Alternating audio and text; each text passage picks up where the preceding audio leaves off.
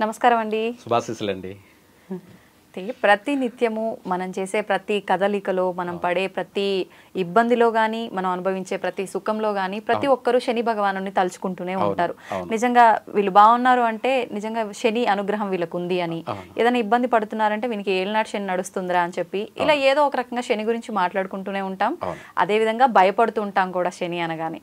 అయితే శని అనుగ్రహం కలగాలి అంటే మనకున్న ఈ ఏలినాటి శని అని, అష్టమ శని అని, అర్ధాష్టమ శని అని వీటి నుంచి విముక్తి పొందాలి అని అంటే శనిదేవుడి అనుగ్రహం ఉండాలంటే ప్రత్యేకించి ఈ ధనుర్మాసంలో వచ్చే శని త్రయోదశి రోజు ఎటువంటి విధి విధానాలు ఆచరించాలి? మంచి మాట. ఈ భూమిని అంతా కూడా తయారు చేసిన వాడు విశ్వకర్మ. కర్మ ఏమిటి? కర్మ. విశ్వకర్మ అంటే ఈ విశ్వం అనేది మొత్తం టోటల్.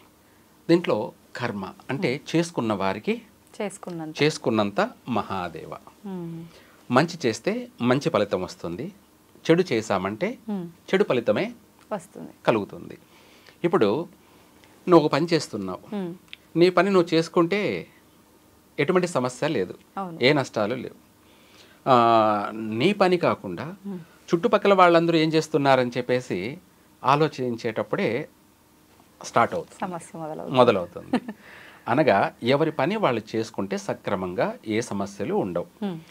ఎదుటి వాళ్ళ గురించి ఆలోచించినప్పుడే సమస్య అనేది మొదలవుతుంది. ఆ సమస్య ఏంటంటే కర్మ.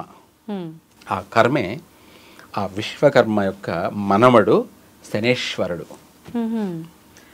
అంటే ఎవరేం చేస్తున్నారో ప్రతి అందరిని చూస్తాడు, ఎవరికి ఏం చెయ్యాలో ఎవరికి ఏం చేయకూడదో నిర్ణయిస్తాడు. ఇంకా కూడా మనము క్లారిటీగా అందరికి అర్థమయ్యేలా ఎగ్జాంపుల్, పిల్లలు చదువుకుంటున్నారు, వాళ్ళు చదువు పైన బాగా దృష్టి పెట్టి శ్రద్ధగా చదివారు అనుకోండి, స్కూల్లో ఫస్ట్ వస్తారు. స్కూల్లో ఫస్ట్ ర్యాంక్, జిల్లాలో ఫస్ట్ రావచ్చు, మండలంలో జిల్లాలో, లేకపోతే స్టేట్ ఫస్ట్ రావచ్చు. ఎందుకంటే వాళ్ళు చదివింది చాలా శ్రద్ధ పెట్టి చదివారు, అంటే వేరే ఆలోచనలు లేవు, వాళ్ళ చదువు పైనే ఉంది దృష్టి, కాబట్టి పాస్ అయ్యారు. మనము మన జీవితంలో పాస్ కావాలి అంటే మనం న్యాయంగా ధర్మంగా మనం చేయాల్సిన పని మనం చేస్తే దానివల్ల మనం సుఖంగా ఉంటాము, సంతోషంగా ఉంటాము, ఏ నష్టాలు ఉండవు, ఏ కష్టాలు ఉండవు. ఎందుకంటే ఆ శనీశ్వరుడు కూడా మనం చేసే దాన్ని బట్టి మనకు అనుకూలంగానే ఫేవరెట్గానే ఆయన మన కోరికలన్నీ కూడా నెరవేరుస్తూ ఉంటాడు. దానికి కష్టే ఫలి అంటాం. ఏమంటారు? కష్టే ఫలి. మన కష్టానికి తగిన ప్రతిఫలం దక్కుతుంది. మనము అన్ని ఆలోచనలు చేసినప్పుడే ఎంత కష్టపడినా కూడా కష్టానికి తగిన ఫలితం కాదు కదా, ఇంకాను మైనస్లోకి వెళ్ళిపోతాం, నష్టాల్లోకి వెళ్ళిపోతాం. మరి నేను అన్ని కరెక్ట్గా చేశాను, ఎందుకు నాకు నష్టం జరుగుతుంది అని మనం ప్రశ్నించుకుంటుంటాం. కానీ నువ్వు ఆలోచించడం ఏంది, నేను బాగా చేశాను, నేను ఎందుకు నష్టపోతున్నాను అనుకుంటున్నావు. ఇందాక చదువు గురించి చెప్పాను కదా, శ్రద్ధ పెట్టి చదివితే పాస్ అయ్యాడు. శ్రద్ధ పెట్టి చదవకుండా ఆటలపైన ఎక్కువగా ఏమిటి చదువును పక్కన పెట్టేసి పిల్లలతో ఆడుకోవడం కానీ, లేదంటే గేమ్లు ఆడుకోవడం కానీ, లేదా ఇంకా ఎచట్రా ఆలోచన అంతా కూడా ఆటలపైన దృష్టి ఉన్నదనుకోండి, లాస్ట్లో ఎగ్జామ్లో ఏం రాస్తాడు? అక్కడ ఆటలాడింది రాయాలి, ఎందుకంటే చదివింది లేదు కాబట్టి, ఆన్సర్ రాయాలి. ఎందుకంటే వీడి ధ్యాస, వీడి ఆలోచన అంతా కూడా ఆటల మీద ఉంది కాబట్టి, లేదు కాబట్టి అక్కడ ఏం రాస్తాడు? ఫెయిల్ అవుతాడు. అంతే. తప్పకుండా ఒక సబ్జెక్ట్ పాస్ అయ్యావా లేకపోతే టోటల్గా పాస్ అయ్యావా అనేది పక్కన పెట్టారు. అప్పుడు నేను బాగా చదివానని చెప్తాడు. ఎందుకంటే వాడు తల్లిదండ్రులు అడుగుతారు కదా, నువ్వు సరిగ్గా చదవలేదంటే నేను బాగా చదివానమ్మా అంటాడు. మరి చదివితే పాస్ కావాలిగా. అంతే. అంటే మనుషులు మెస్మరైజ్ చేస్తుంటారు. నేను బాగా చేశాను అనే ఎందుకు నష్టం జరుగుతుంది అంటే అది నీకే తెలియాలి. అలా కాకపోతే నీకు తెలియడం కన్నా నిన్ను మూడో కన్ను చూస్తుంది ప్రకృతి. ఆ ప్రకృతే శనీశ్వరుడు. ఎవరికి ఏం చేయాలో అది చేస్తుంటాడు. దాన్నే కర్మఫలం. చేసుకున్న వారికి చేసుకున్నంత మహాదేవ అన్నదే వాస్తవం. అయితే ఇక్కడ ఏంటంటే మీరు అన్నట్టు జాతకరీత్యా మన పుట్టిన సమయాన్ని బట్టి బిడ్డ వచ్చిన వేళ, గొడ్డు వచ్చిన వేళ, మన అంటే జననం తర్వాత మరణం, మనం ఎదుగుతూ మనం పుట్టిన తర్వాత ఎదుగుతూ మళ్ళీ మరణించే వరకు కూడా దైవాధీనంలోనే ఉన్నాం, దైవ ఆధీనంలోనే ఉన్నాం. ఆ దైవాధీనం అంటే మనం దేవుడు ఎక్కడున్నాడు చూస్తున్నాడు అని అడిగేవాళ్ళు చాలామంది ఉన్నారు. నాకు దేవుడు కనిపించడం లేదని. కనిపిస్తున్నాడు. ఆ గాలే వాయుదేవుడు, గాలే వాయుదేవుడు. దాన్ని ఇంగ్లీష్ వాడు పాజిటివ్ ఎనర్జీ అంటాడు, లేదంటే నెగిటివ్ ఎనర్జీ అంటాడు. మనము పూల చెట్ల పక్కన ఉన్నామంటే పూల వాసన వస్తుంది. అదే డ్రైనేజ్ పక్కన ఉన్నామంటే మురికి వాసన, డ్రైనేజ్ వాసనే వస్తుంది. అదేవిధంగా ఆ గాలి ఎలా మనకు ఆ పూల వాసన ఆరోగ్యాన్ని ఇస్తుంది, ఆనందాన్ని ఇస్తుంది, సంతోషాన్ని ఇస్తుంది. ఒక తెలియనటువంటి స్పిరిచువల్ లవ్ ఏర్పడుతుంది. ఏమిటి? ప్రేమ, ప్రకృతి పైన ప్రేమ ఏర్పడుతుంది. అదే డ్రైనేజ్ పక్కన ఉంటే జీవితం పైనే విరక్తి వస్తుంది. అదేవిధంగా మనం చేసేటువంటి విధి విధానాలలో, మనం చేసేటువంటి నడవడికలో ఇవన్నీ ఆయన లెక్కలు కడుతుంటాడు. ప్రకృతి ఎవరు? శనీశ్వరుడు. లెక్కలు కట్టి వాళ్ళకి ఏం చెయ్యాలో అదే చేస్తుంటాడు. దాన్నే ఏలేనాటి శని, అష్టమ శని, అర్ధాష్టమ శని అనే 3 భాగాలుగా మనిషిని పట్టి పీడిస్తుంటాడు. ఆ పీడించడంలో ఏంటంటే వాళ్ళు చేసిన దానికి తగినట్టుగా ప్రతిఫలాన్ని ఇస్తాడు. వాళ్ళు ఏం చేశారో దానికి తగిన ప్రతిఫలం అంటే ఆరోగ్యపరంగాను బాగా నష్టం కలిగించడం, ఆర్థిక పరంగా నష్టం కలిగించడం. ఆర్థిక పరంగా అంటే మన దగ్గర ఉన్న డబ్బులు పెట్టుబడి పెట్టి వ్యాపారం చేస్తామనుకోండి, మనం పెట్టిన డబ్బులు పోతాయి. మళ్ళీ మనము అప్పు తీసుకొచ్చి పెట్టామనుకోండి, అది పోతుంది. మన శ్రమ కూడా వృధా అయిపోతుంది. అన్ని విధాల నష్టమే జరుగుతుంది. అందుకనేసి ఏదైనా సరే తెలివైన వాడు తప్పించుకు తిరుగువాడు ధన్యుడి సుమి అన్నట్టుగా వీటి అన్నిటికీ పరిష్కార మార్గం అనేది ఎదుర్కోవడం మంచిది.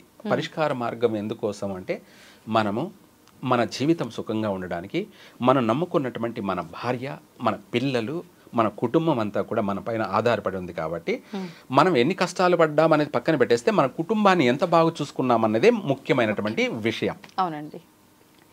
మనం ఈ కష్టపడ్డామో, అది కష్టపడ్డామో, అంత చేశాను, ఎంత చేశానని ఇంట్లో చెప్పుకోకూడదు. ఇంట్లో చెప్పుకుంటే వచ్చేదేం లేదు. నువ్వు చేసావా లేదా అన్నదే ముఖ్యం. అయితే ఏది ఏమైనా కూడా మనకు ఈ శని త్రయోదశి, మార్గశిర బహుళ శని త్రయోదశి రోజున 2 మార్గాలు, ఈ ఏలేనాటి శని నడుస్తున్నా, అష్టమ శని నడుస్తున్నా, అర్ధాష్టమ శని నడుస్తున్నా, దాని నుంచి మనం ఉపశమనం పొందడానికి, ఉపశమనం అనగా రిలీఫ్ అవుతాం. ఆ శని అనేది కొంతవరకు మనల్ని మనకు భోగభాగ్యాలని ప్రసాదిస్తుంది. వదిలిపెట్టడు కానీ, కాకపోతే భోగభాగ్యాలంటే మన మన కోరికలను నెరవేరుస్తాడు. దానికోసమే శనివారం రోజున పాలు, ఆవు పాలు తీసుకొని అందులో ఒక 100 గ్రాములు నువ్వులు, నల్ల నువ్వులు, ఈ నల్ల నువ్వులు కలపాల్సింది మకర రాశి, కుంభరాశి, వృశ్చిక రాశి వాళ్ళు. ఈ 3 రాశి వాళ్ళు నల్ల నువ్వులు కలిపి పాలు నువ్వులతోటి శనేశ్వరునికి అభిషేకం చేయాలి. అభిషేకం చేసినట్టు అయితే ఆ అభిషేకం కూడా ఉదయం 6 గంటల నుంచి 7 గంటల లోపే శనివారం రోజు. ఆ సమయంలో కుదరకపోతే 9 నుంచి 10:30 వరకు ఈ 2 టైంలోనే. ఆ 2 టైంలో, ఎందుకంటే ఉదయం 6 నుంచి 7 వరకు శని సంచారం చేస్తాడు శనివారం.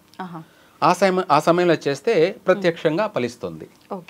లేదు ఇంకా మనకు కుదరలేదు, వీలు కాలేదు ఉదయం చేయడానికి, 9 నుంచి 10:30 ఆ సమయంలో అభిషేకం చేయాలి. అప్పుడు రాహుకాలం, శనివారము, రాహుకాలము, కుజ సంచారము పూర్తిగా మనకు ఆ సమయంలో చేయడం వల్ల అష్టదరిద్రం అనేది వదిలిపోతుంది. వదిలిపోయేసి మనకు ఆరోగ్యపరంగా బాగుండడం, అప్పుడే మనకు అర్థమవుతుంది మనలో తెలియనటువంటి ఒక హ్యాపీనెస్ అనేది, మార్పు అనేది కనపడుతుంది. మనం ఏది ప్రయత్నం చేస్తున్నామో అది కలిసి వస్తుంది, అనుకున్న పని నెరవేరుతుంది, జరుగుతుంది, చక్కగా అభివృద్ధికి మార్గం అనేది ఏర్పడుతుంది. మనము ఈ యొక్క శని త్రయోదశి రోజున ఈ సమయంలో ఉదయం కానీ లేదా 9:30 ఈ 2 టైంలో తప్పకుండా చేయాలి. అది మిస్ కాకూడదు. అలా చేసుకున్నట్టయితే చక్కగా కలిసి వస్తుంది, వాళ్ళు అన్ని విధాలా అభివృద్ధి చెందుతారు. అయితే ప్రస్తుత రోజుల్లో చాలా మందిలో కూడా ఒక భయం అనేది వెంటాడుతుందని చెప్పాలి. అందరూ భయపడుతున్నారని కాదు, కొంతమంది అయితే భయపడుతున్నారనే చెప్పొచ్చు. ఏంటి అంటే ఇప్పుడు ప్రస్తుతం 2024 ఏదైతే ఉందో ఇదంతా కూడా చాలా కష్టకాలం అనేది గడుస్తూ వచ్చింది. ఆరోగ్య రీత్యా గానీ, ఆర్థికంగా గానీ రకరకాల సమస్యలు తలెత్తుతున్నాయి. వీటికి తోడు ప్రకృతి యొక్క విపత్తులు కూడా జరుగుతున్నాయి. దీనికి మించి 2025లో వచ్చే అవకాశం ఉంది అని చెప్పి చాలా మంది ప్రముఖులు చెప్పడం జరుగుతోంది. ఇదంతా నిజమేనా? జనాలు దీన్ని దృష్టిలో పెట్టుకొని భయపడాలా? దీనికి సంబంధించి జాగ్రత్తలు ఏమైనా తీసుకుంటే బయటపడొచ్చా? భయపడాల్సిన అవసరం లేదు, జాగ్రత్తగా ఉండడం మంచిది. ఎలా జాగ్రత్తగా అంటే ఆ విషయం చెప్తాను. మనకు మీరన్నది చాలా మంచి విషయమే. మనము ముందుగానే జరగబోయే వాటిని ప్రజలకు జాగ్రత్త పరచడానికి సందేశం. అవునండి. అయితే ఏమిటంటే ఈ సంవత్సరం శ్రీ క్రోధినామ సంవత్సరం అనేది కుజగ్రహం వచ్చేసి రాజు కావడం వల్ల ఆర్థిక నష్టాలు, ఆరోగ్య నష్టాలు, ఇవే కాకుండా సర్పాలు, క్రిమికీటకాలు ఇవన్నీ అధికం. కుజుడు ఏంటంటే రోగ పీడితుడు, రుణ పీడితుడు. అంటే ఆరోగ్యపరంగా సమస్యలు అనేది ప్రకృతి నుంచి వచ్చేటువంటి సమస్యలు, అది అందరికీ అర్థం కాదు. ప్రకృతి నుంచి వచ్చేటువంటి ఈ అనారోగ్య సమస్యలు అనేది అధికంగా హెచ్చుమీరడం, తర్వాత ఆర్థిక పరంగా కూడాను నష్టం ఎక్కువగా వాటిల్లడం, ఈ రెండే కాకుండా యుద్ధాలు ఎక్కువ జరగడం. ఎందుకంటే ఆయన ఫైర్, కుజుడు వచ్చేసి ఫైర్, అగ్నితత్వం. ఫైర్ అనేది ఒక దేశాల మధ్య యుద్ధాలు జరగడం కానీ, రాష్ట్రాల మధ్య కూడా యుద్ధాలే అనుకోండి, కాకపోతే యుద్ధం జరగదు కానీ మాటల యుద్ధాలు. ప్రపంచ యుద్ధాల గురించి ఇప్పుడు చదువుకుంటున్నాం, చూడబోతున్నాం అయితే ముందు మాటల యుద్ధాలు, రాష్ట్రాల మధ్య మాటల యుద్ధాలు, మనుషుల మధ్య కూడా మాటల యుద్ధాలు. అంటే నువ్వా నేనా, ప్రత్యక్షంగా కానీ పరోక్షంగా కానీ మాటల యుద్ధాలు మాత్రమే తీవ్ర స్థాయిలోకి వెళ్ళిపోతుంటాయి. దానివల్ల అనేక నష్టాలు, అనేక అనర్థాలు ఇవన్నీ ప్రజలు చూస్తూ ఉంటారు. అది మూడో కన్ను. ఎవరేం చేస్తున్నారు, ఎవరేం మాట్లాడుతున్నారు, ఎవరు ఎలా ప్రవర్తిస్తున్నారు అనేది ప్రకృతి మొత్తం చూస్తూనే ఉంటుంది. అయితే ఇదంతా ప్రేరేపణకి కారణం ఏంటంటే కుజుడు రాజు కావడం వల్ల. ఇదొకటి. ఇదే కాకుండా నెక్స్ట్ ఇయర్ అంటే జనవరి నుంచి అనుకోండి, మనకు తెలుగు ప్రకారంగా ఉగాది నుంచి, అవునండి, ఇంగ్లీష్ ప్రకారంగా మన ఆంగ్ల సంవత్సర ప్రకారం జనవరి నుంచి. అవును. ఇలా తీసుకుంటే ప్రస్తుతానికి విపత్తులు అనే విషయానికి వచ్చేటప్పటికి ఈ కుజుడు ఇందాక చెప్పుకున్నాం కదా, ఫైర్ అని. అవునండి. ఈయన కారణంగా గ్రహ యొక్క ఆకర్షణ, మనిషికి ఎలా చూపులు ఆకర్షణ అనేది జరుగుతుందో అలా ఆ గ్రహానికి భూమికి ఆకర్షణ శక్తి అనేది కలుగుతుంది. తద్వారా ఏర్పడేటువంటి సమస్యలే భూకంపాలు కానీ, అలాగే సునామీలు కానీ. భూకంపం ఏర్పడేదానికి కారణం ఏంటంటే మనిషి సైన్స్ ప్రకారంగా ఆలోచన, థింకింగ్, అంటే సృష్టి అనేది కుజగ్రహం ప్రభావంగా వచ్చేటువంటి భూకంపము, సునామీ అనేది రీజన్. మనం కనిపెట్టేది, మనం క్రియేట్ చేసి చెప్పేది ఏంటంటే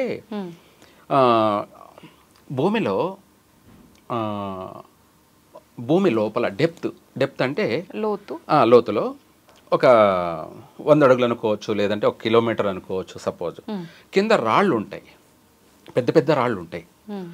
అవేంటంటే గ్రహ ఆకర్షణ వల్ల, గ్రహ ఆకర్షణ అంటే సూర్యుడు అనుకోండి, సూర్యుని యొక్క వేడికి పగలితే, రాత్రి చంద్రుని యొక్క చల్లదనానికి కూల్ అయితే, ఈ రెండు హీటు మళ్ళీ తర్వాత కూలు అయితే ఏమవుతుందంటే గ్యాస్ ఫామ్ అవుతుంది భూమిలో. గ్యాస్ ఫామ్ అయిపోయేసి ఆ వేడికి, ఆ ఉష్ణానికి రాళ్ళు పగులుతాయి. రాళ్ళు పగిలినప్పుడు ఏమవుతుందంటే భూమి చీలకపోతుంది, అంటే పాయలుగా చీలిపోతుంది. ఆ చీలిపోయినప్పుడే అది భూకంపం. అలాంటివి జరగబోతున్నాయి. అయితే ఆల్రెడీ జరుగుతున్నాయి, జరగబోతుంటాయి ఎప్పుడు కూడా. ఇవి వచ్చేసి కుజ ఆకర్షణ వల్ల సూర్యుడు చంద్రుడి యొక్క ఆకర్షణ శక్తి ప్రభావం వల్లనే ఇవి జరుగుతుంటాయి. అలా పగిలి నెరలు చీలేదాన్ని భూకంపంగా నమోదవుతుంది. ఎందుకు మనము మీరే కనుక్కోవచ్చు ఆడవాళ్ళు. డీప్ ఫ్రిడ్జ్లో ఒక స్టీల్ గిన్నెలో నీళ్లు పెట్టేసి డీప్ ఫ్రిడ్జ్లో పెట్టేసి దాన్ని హై చేయండి. గడ్డ కట్టిపోయిన తర్వాత మనం చూసుకోకుండా ఉంటే ఇంకా కొద్దిసేపటి తర్వాత ఆ స్టీల్ అనేది చిట్లిపోతుంది.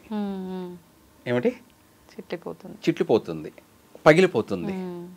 ఉన్న పరిమాణానికన్నా ఇంకొంచెం పెద్దగా కనిపిస్తుంది ఫస్ట్ అయితే చూడడానికి.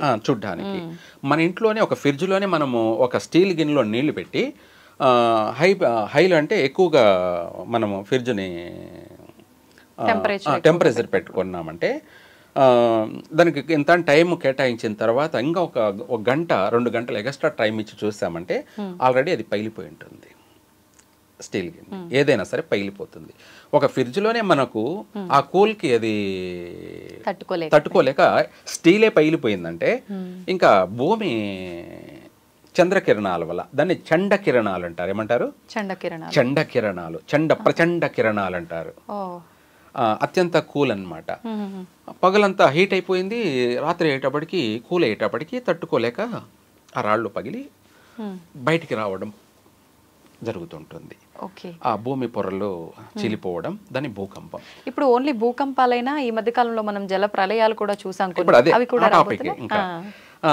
ఇక్కడ మనకు భూమి అనేది మనకు కనిపిస్తుంది, మన నివాసం ఉన్న చోట చీలితే మనము కనుక్కోగలిగినాం. ఇవి సముద్ర గర్భంలో కూడా అలాగే జరుగుతాయి. సముద్ర గర్భంలో అలాగే జరుగుతాయి. అది జరగడానికి కారణం ఏంటంటే వీళ్ళ యొక్క స్థానాలు, వీళ్ళ గ్రహాలు ఉన్న స్థానాలు, వాళ్ళ కలయిక అనే దాన్ని బట్టి ఉంటుందన్నమాట. ఎప్పుడు జరుగుతాయంటే జరగవు. దాని ఎప్పుడు జరగాలో అప్పుడే ఆ గ్రహ ఆకర్షణ శక్తి వల్ల జరిగేటివి. ఆ సముద్రంలో కూడా ఇలా సంభవించడం వల్ల నీళ్లు పైకి ఉప్పొంగుతాయి. మీరు ఎగ్జాంపుల్గా ఏంటంటే ఒక టబ్బు తీసుకొని టబ్బులో నీళ్లు పెట్టేసి అందులో ఒక బంతి పెట్టేసి ఆ బంతిని నొక్కి ప్రెజర్ చేయండి. చేస్తే ఏమవుతుందంటే నీళ్లు పైకి ఉప్పొంగి వస్తాయి బంతి మీద నుంచి. ఆ టైప్లో సముద్రం అనేది నీళ్లు ఉప్పొంగి సునామీగా రావడం జరుగుతుంది. ఆ సునామీ ఏంటంటే ఎంతవరకైనా ఉండొచ్చు. దానివల్ల తీవ్ర నష్టాలు జరిగే అవకాశం ఉంది. ఇటువంటి ప్రభావం ఇప్పుడు ఈ నెలలో కూడా ఉంది. ఈ నెలలో అంటే డిసెంబర్లోనూ ఉంది, తర్వాత జనవరిలో కూడా ఉంది. ఏ ప్రాంతాల్లో అంటే ఏమైనా చెప్పొచ్చు అంటారా? మన భారతదేశంలో స్వల్పంగా నమోదయ్యే అవకాశం ఉంది. విదేశాలలో భారీ ప్రళయాలు సంభవించే అవకాశం అయితే ఉంది. మన ప్రాంతాల్లో చెప్పుకునేటప్పటికీ వైజాగ్, మచిలీపట్నం, సూలూరుపేట, చెన్నై, వీటితో పాటు గోవా, వీటికి కాస్త స్వల్పమైనటువంటి భూకంపం కానీ అలాగే సునామీ కానీ ఉంది అన్నమాట. నష్టం అయితే వాటిల్లే అవకాశం. జన నష్టం కూడా జరిగే అవకాశం ఉంది. ఎక్కువగా అధికంగా ఆస్తి నష్టం జరిగే అవకాశం కూడా ఉంది. ఇంకా చెప్పాలి అంటే విదేశాలలో మాత్రం భారీ నష్టాలు జరిగే అవకాశం ఉంది. కాబట్టి దానికి సంబంధించి కూడా ఆ గ్రహాల యొక్క శాంతి కూడా చేయడం జరుగుతుంది. ఆల్రెడీ మేము చేస్తున్నాం అన్నమాట. అవునా? అంటే రాకుండా ఉంటాయా ఇవి చేయటం వల్ల? అవును, కొంతవరకు ఉపశమనం ఉంటుంది. అంటే భారీగా నష్టం జరిగేదానికన్నా స్వల్పమైనటువంటి సమస్యతో వైదొలిగిపోయే అవకాశం ఉంది. నేను ఇంకో కొన్ని ఛానల్లో కూడా పోయిన శనివారం జరుగుతుంది అని చెప్పాను, జరిగి తీరింది. శనివారం రోజే జరిగింది. శుక్రవారం, శనివారం కూడా జరిగే అవకాశం ఉంది. అంటే 2 రోజులు కూడా జరిగాయి. అయితే ఇది మనం చెప్పామనే కాదు, అంటే గ్రహాల ప్రభావం వల్ల మనము ఎక్కడెక్కడ జరగబోయేది అనేది అర్థమవుతుంటుంది. కానీ ఇవన్నీ నిజంగా గ్రహాలలో వచ్చే మార్పుల వల్లనే అనొచ్చా? కలిగి యుగం కాబట్టి కలి ప్రభావం వల్ల ఇవన్నీ జరుగుతున్నాయి అనుకోవచ్చా? అన్నీ కూడా కారణాలు అనేకం. అయితే అన్నీ కలిస్తేనే ఇటువంటి ఉత్పాతాలు జరుగుతూ ఉంటాయి. మన ప్రాంతాలలో ఇది వరకు ఎక్కువ శాతం జరిగినట్టు ఎక్కడా లేదు. ఇప్పుడు తరచూ జరుగుతున్నాయి. అంటే ఇంకా జరిగే అవకాశం కూడా ఉంది. దీనివల్ల జన నష్టం కన్నా ఆస్తి నష్టాలు జరిగే అవకాశం అధికంగా ఉంది. అయితే ఇప్పుడు ఈ జన నష్టము ఈ భూకంపాలు, ఈ జల ప్రళయాలు, ఈ యుగాంతాలు, ఈ విధ్వంసాలు ఇవన్నీ పక్కన పెడితే మనకు కరోనా వైరస్ లాంటి వైరసే ఇంకొకటి రాబోతోందని చెప్పి మళ్ళీ అంతే విధమైన జన నష్టం, ప్రాణ నష్టం జరగబోతోందని చెప్పి కూడా కొంతమంది మాట్లాడుతున్నారు. నిజంగా అలాంటి అవకాశం ఏమైనా ఉందంటారా? మీరు అన్నట్టు ఇందాక చెప్పాను, కుజుడు రోగపీడితుడని. ఆ సమస్య అనేది ఉంది, కానీ అంత భారీ నష్టం జరగదు. మొన్నసారి కోవిడ్ వల్ల జరిగినంత జన నష్టం జరగదు. కాకపోతే ఆరోగ్య సమస్యలు అనేది ఉన్నాయి, వస్తాయి. వాటి వల్ల ప్రాణ నష్టాలు అధికంగా జరగవు. కాకపోతే భయం కలిగిస్తూ ఉంటుంది. తర్వాత 2025 అంటే ఏంటంటే మనకు తర్వాత ఉగాది నుంచి కూడా సూర్యుడు రాజు. ఇప్పుడు కుజుడు రాజు. అప్పుడు ఆరోగ్యం అంతా బాగుంటుందా? అక్కడ కూడా లేదండి, అదే సమస్య. ఇప్పుడు కుజుడు రాజు, ఉగాది నుంచి సూర్యుడు రాజు. సూర్యుడు అంటే ఆ రోజు ఉగాది ఆదివారం రోజు రావడం వల్ల ఏ వారం వస్తే ఆ వారం, ఆ సంవత్సరం అంతా కూడా ఆయనే రాజు. ఆయన రాజుగా ఉంటారా? ఉగాది రోజు ఆదివారం కావడం వల్ల సూర్యుడు అధిపతి, అనగా ఆ రోజు రాజు, ఆ సంవత్సరం అంతా కూడా రాజు ఆయనేనమాట. అయితే ప్రపంచంలో, ప్రకృతిలో సూర్యుడు రాజు కావడం వల్ల ఆరోగ్య సమస్యలు ఉన్నాయి. అంతేకాకుండా విపత్తులు కూడా అధికంగా ఉన్నాయి. వీటికంటే మించి యుద్ధ వాతావరణాలు కూడా ఉన్నాయి, అంటే దేశాల మధ్య. వీటితో పాటు ప్రజలలో, రాజకీయాల్లో ఎక్కువగా విపరీతమైనటువంటి భేదాభిప్రాయాలు రావడం జరుగుతుంది. అంటే ప్రతి ఒక్కరూ రాజకీయం స్టార్ట్ చేస్తారు. చిన్నపిల్లల కాడి నుంచి కూడా ప్రతి ఒక్కరూ రాజకీయం అనేది, అవగాహన అనేది విపరీతమైపోతుంది.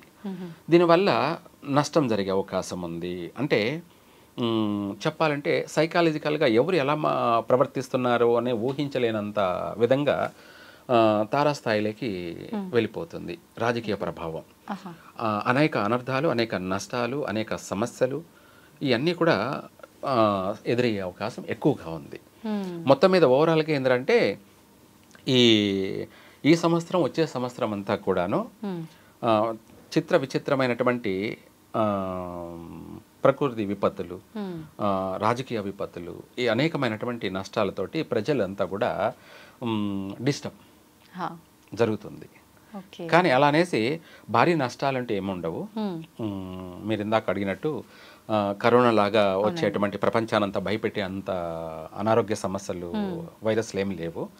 చిన్న చిన్నవి అవన్నీ వస్తుంటే పోతూ ఉంటాయి. మరి ఈ భయం మనం ఎంత వద్దు అనుకున్నా తీసేయలేము. ఎప్పుడేమవుతుందో ఈ భయం ప్రతి ఒక్కరిని వెంటాడుతుంది. దాని నుంచి విముక్తి పొందాలంటే ఏదైనా దైవ ఆరాధన, మంత్రం అలాంటిది ఏదైనా? ముఖ్యమైనది అదే కదా. ఈ విశ్వంలో ఏదైనా మార్గం ఉంది అంటే అది భక్తి అనే మార్గం ఒకటే. ఇది అత్యంత శక్తివంతమైనటువంటి ఆయుధం, అత్యంత శక్తివంతమైన ఆయుధం. ఇంకా దానికంటే మించిన ఆయుధం అంటూ ఎక్కడ లేనే లేదనమాట.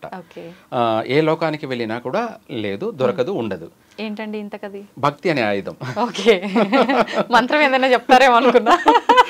అయితే ఇప్పుడు చాలా మంది యుగాంతం అని చెప్పేసి ప్రచారం చేస్తున్నారు. యుగాంతం అనేది ఇప్పుడు జరగదు. కలియుగంలో ప్రారంభమై 5,000 సంవత్సరాలే, ఇంకా లక్షల సంవత్సరాలు ఉంది. మొదటి పాదమే 1,00,000 చిల్లర ఉంది అనమాట. ఏది 1,00,000 పైన సంవత్సరాలు గడవాలి కలియుగంలో, అప్పుడు 1వ పాదం అవుతుంది. అలాంటిది ఇంకా 3 ఉంటాయి, ఒకటైపోతుంది 4 పాదాలు. ఇంకా మొదటి పాదంలోనే మళ్ళీ మొదటి పాదంలో ఉన్నాం. 4 పాదాలలో 4,00,000 చిల్లర సంవత్సరాలు ఉంటే మనము ఒక సంవత్సరం ఇప్పుడు వచ్చేసి 1,00,000 కూడా జరగలేదు, 5,000 మాత్రమే జరిగింది. అంటే మళ్ళీ ఒక్కొక్క పాదంలో కూడా మళ్ళీ 4 పాదాలు ఉంటాయా? అలా అనుకోండి భాగాలుగా. ఇప్పుడు మనం ఒక నక్షత్రం అనేది, ఒక రాశిలో నక్షత్రం ఉంటే నక్షత్రానికి 4 పాదాలు ఉంటాయి, 4 అక్షరాలు వస్తాయి. ఇప్పుడు మనము ఎగ్జాంపుల్గా అశ్విని నక్షత్రం 4 పాదాలు ఏంటంటే చు, చే, చో, లా అక్షరాలు. ఈ 4 పాదాలు. 4 పాదాలు అంటే 24 గంటలు ఉంటే వాటిని 4 భాగాలు చేస్తాం. 4 భాగాలు అంటే ఎన్ని భాగాలు వస్తాయి? ఒక్కొక్క పాదం 6 గంటలు, 4 ఆర్ల 24 గంటలు ఒక రోజు. అలాగే ఇక్కడ యుగం కూడా అంతే. కలియుగం కూడా 4 పాదాలు ఉంది. ఈ 4 పాదాల్లో ఒక పాదానికి 6 గంటలు ఎలా మనము నిర్ణయించామో అదేవిధంగా ఒక్కొక్క పాదానికి 1,00,000 చిల్లర సంవత్సరాలు ఉంది. ఇందులో జరిగింది ఇప్పటికీ 5,000 సంవత్సరాలే. ప్రారంభమై కూడా కలియుగ ప్రారంభమై కూడా 5,000 సంవత్సరాలే. ఇంకా ఎంత ఉందో మీరే అర్థం చేసుకోండి. యుగాంతం అనేది ఇప్పుడు జరగని పని. కానీ ఇటువంటి యుద్ధాలు, వాతావరణాలు, ఆరోగ్యపరమైనటువంటి దేశమంతా పీడించేటువంటి వైరస్లు, ఇటువంటివన్నీ కూడా వస్తూ ఉంటాయి, పోతూ ఉంటాయి. కానీ భారతీయులకి, భారతదేశానికి ఎటువంటి నష్టమూ లేదు. ఎవరు భయపడాల్సిన అవసరమో లేదు. నిజంగా సంతోషించదగ్గ విషయం అండి. వచ్చినా మనం తట్టుకునే శక్తి మనకు వస్తుంది అంటే భక్తి రూపంలో వస్తుంది. ప్లస్ జన నష్టం కూడా లేదు అని అంటే ఇంకా. రెండోది, మన భారతీయులకి భక్తి అనేది విపరీతమైనది.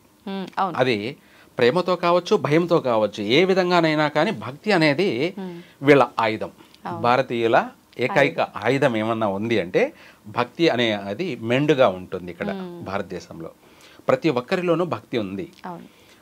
ఆ భక్తే వీళ్ళను కాపాడుతూ ఉంటుంది. యుగం అంతమైనా కూడా భారతదేశం నుంచే మళ్ళీ విస్తరించే అటువంటిది. అంటే అన్ని దేశాలు అంతరించిపోయినా భారతదేశంలో చాలామంది నిలిచే ఉంటారు. మరి మళ్ళీ కొత్త యుగానికి మనుషులు కావాలి కదా, సృష్టి జరగాలి. అది భారతీయుల నుంచే జరుగుతూ ఉంటుంది ఎప్పటికీ కూడా. ఇప్పటికి గడిచిపోయిన 3 యుగాల్లో కూడాను భారతీయుల వల్లనే ఇది వస్తూ పోతూ ఉంటుంది. ఇప్పుడు మన ఇల్లును మురికి, దుమ్ము, ధూళి ఉంటే ఊడ్చేసి నీళ్లు చల్లి మనం శుభ్రపరచుకుంటాం, నీళ్లు చల్లి కడుక్కుంటాం. యుగాంతం అన్నది కూడా అంతే. భూమిని ఒకసారి క్లీన్ చేసుకోవడం. ఆ క్లీన్ చేయడంలో ఏమవుతుందంటే చుట్టూ ఉన్నవన్నీ పోతావి. నడిబొడ్డు మూలమైంది భారతదేశం కాబట్టి ఈ భారతదేశంలో ఉన్నటువంటి ప్రజలు చాలా వరకు మిగిలే ఉంటారు.